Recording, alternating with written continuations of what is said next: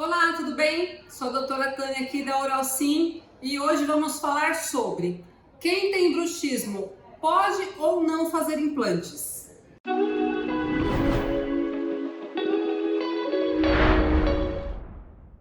O bruxismo, ele é o ato de ranger os dentes. Alguns casos chegam ao apertamento dos dentes. Normalmente são hábitos noturnos, mas algumas pessoas, quando trabalham muito concentrados, de frente a computadores, também pode ter esse ato.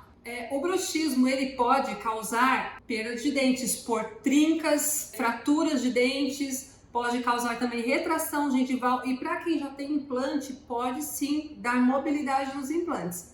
Por isso, nós temos a cautela e o cuidado de orientar os pacientes que têm bruxismo que eles precisam de alguns meios para proteger os implantes e os dentes, tá? Como o uso de placa mio-relaxante, que ela pode ser usada para dormir ou durante o trabalho, tá? E alguns outros meios também a gente pode recorrer caso seja necessário. Então, se você é um desses que tem alguma dúvida se pode ou não, dá uma passadinha na Oral Sim, liga, manda um WhatsApp, agenda uma consulta que nós vamos cuidar de você.